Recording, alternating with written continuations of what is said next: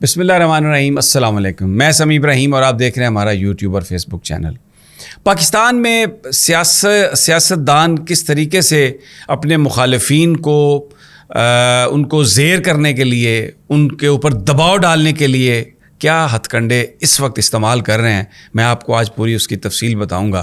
آپ حیران ہو جائیں گے. بظاہر تو یہ خبریں چل رہی ہیں نا کہ جی لطیف کھوسا جو مشہور وکیل ہیں ان کے گھر پر فائرنگ کرنے والا جو ملزم ہے وہ گرفتار کر لیا گیا ہے اور اس سازش کا پتہ چل گیا کہ وہ کس نے کی تھی. اور پھر چودھری اعتزاز کے گھر بھی منصوبہ تھا اسی طرح کی فائرنگ کرنے کا، وہ بھی بے نقاب بنا دیا گیا. لیکن میں آپ کو اس کی تفصیل بتاؤں گا تو آپ حیران ہو جائیں گے کہ کس قدر فراڈ کیا جا رہا ہے، کیا مکر و فریب کیا جا رہا ہے آپ کو. اور پھر اس کے علاوہ اور کیا کچھ ہو رہا ہے سیاسی جماعتوں کے کارکنوں کو دبانے کے لیے کہ وہ اپنی سیاسی جماعت جو ہے اس کی حمایت چھوڑ دیں، خاص طور پر پی ٹی آئی کی حمایت چھوڑ دیں جو ان کے ساتھ ہو رہا ہے. میں آپ کو وہ بتاؤں گا آج تفصیل اور آپ حیران رہ جائیں گے.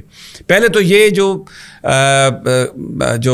جو کھوسا صاحب ہیں، سردار لطیف کھوسا، ان کے گھر جو فائرنگ ہوئی جس پر ان کے ڈرائیور بھی زخمی ہوئے، اور یہ فائرنگ ہوئی جس وقت انہوں نے جو حکومت چاہ رہی ہے کہ فوجی عدالتیں ہوں اور جو وکیل ہیں وہ بیٹھ جائیں، الیکشنز کا مطالبہ نہ کریں.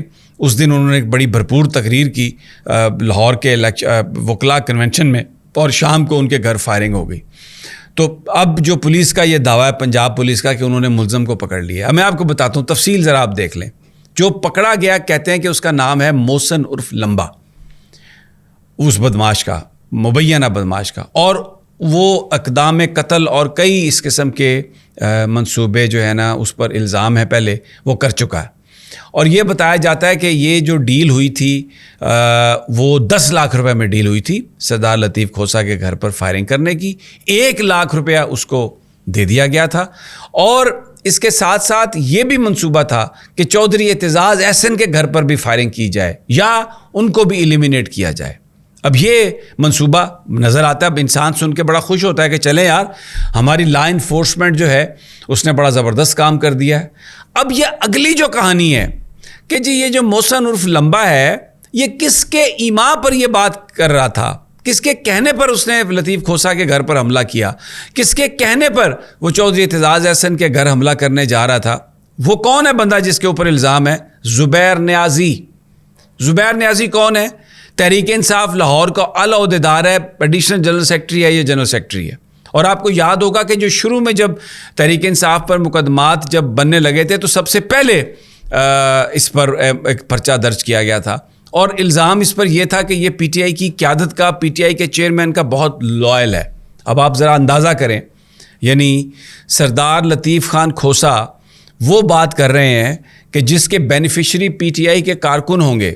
یعنی فوجی عدالتوں میں اگر مقدمے چلنے ہیں، یا اس وقت یہ پنجاب حکومت یا پی ڈی ایم کی مرکزی حکومت جو ہے یہ اگر ظلم و ستم کر رہی ہے، لوگوں کو پکڑ رہی ہے، ان کو آپ یہ دیکھ لیں علی محمد خان کو پتہ نہیں 8 دفعہ ان کی ضمانت ہوئی ہے. جیسے ہی وہ باہر نکلتے ہیں ان کو پولیس پکڑ لیتی ہے، اینٹی کرپشن پکڑ لیتا ہے، نیب پکڑ لیتا ہے اور ان کو پھر اندر. چودھری پرویز الہی کا کیا حال کیا انہوں نے کہ ایک اینٹی کرپشن کے مقدمے میں ضمانت کراتے ہیں تو دوسرا مقدمہ، اینٹی کرپشن سے فارغ ہوتے ہیں تو ایف آئی اے کا مقدمہ، تو وہ ان کو بھی رہا نہیں کیا جا رہا. تو یہ پنجاب حکومت کر رہی ہے اور مرکزی حکومت کر رہی ہے.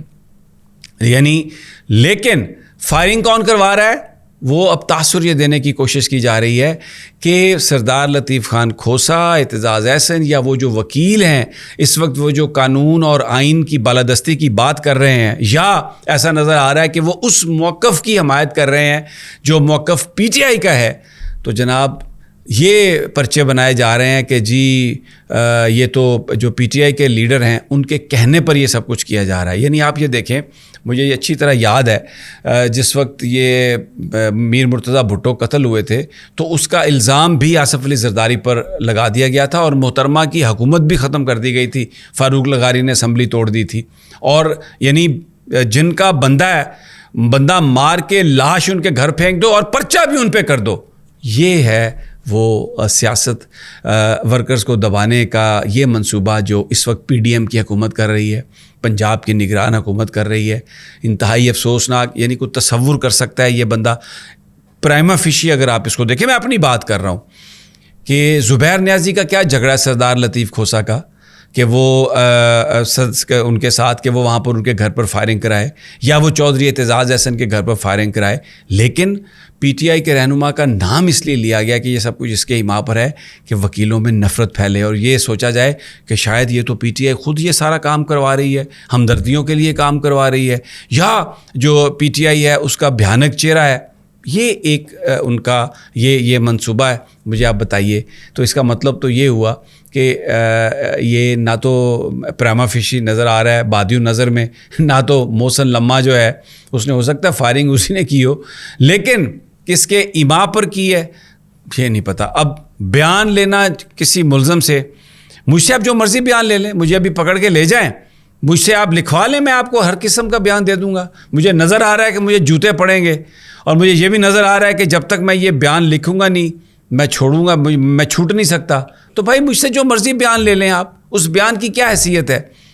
کوئی حیثیت نہیں ہے اس کی. تو یہ اپنے جو ایک نئی جو ایک اسکیم, جو پرانی اسکیم ہے, نئی تو نہیں ہے لیکن یہ پاکستان میں آج سے 25, 30, 35 سال یہ چیزیں ہوتی تھیں. ذوالفقار علی بھٹو صاحب کے زمانے میں چودھری ظہور اللہ پر بھینس چوری کا مقدمہ جو ہے وہ درج کر دیا گیا تھا, اور پچھلے دنوں ٹوٹیاں چرانے کا پرچہ جو ہے وہ فواد چودھری پر کیا گیا. آپ لاکھ اختلاف کریں فواد چودھری کے ساتھ یا چودھری ظہور اللہ کے ساتھ, لیکن یار کیا وہ بھینس چرائیں گے اور کیا فواد صاحب ٹوٹیاں چرائیں گے؟ شرم آتی ہے یہ کہتے ہوئے بھی. لیکن جنہوں نے پرچہ درج کیا, وہ جو پولیس اہلکار نکلا ہوگا بھائی, اس کو تو کہا گیا ہوگا, اس کے افسر نے کہا ہوگا تو اس نے اس کو لکھ لیا ہوگا اور ایف آئی آر درج کر دی گئی ہوگی. تو یہ ہو رہا ہے. اچھا, اب اس کے علاوہ ایک اور بھی ہو رہا ہے. اوورسیز پاکستانی جو ہیں وہ پاکستان کی صورتحال سے بہت ہی پرٹرب رہتے ہیں, اور ہم نے دیکھا کہ لنڈن میں, نیو یارک میں, یورپ کے کئی شہروں میں بڑے بڑے مظاہرے ہوئے, اور نواز شریف کا جو گھر تھا اس کے سامنے تو بہت ہی زیادہ ہمیشہ گیدرنگ رہی. تو جناب وہاں پر سے جو لوگ ایکٹیو تھے ان کے رشتہ داروں کے نام جو پاکستان میں تھے وہ دیے گئے, اور میں آپ کو یعنی بتا سکتا ہوں, میں ذاتی طور پر کچھ لوگوں کو جانتا ہوں جن کے بھائی بہن اوورسیز تھے, باہر تھے, اور وہ بڑے ایکٹیو تھے نواز شریف صاحب کے خلاف.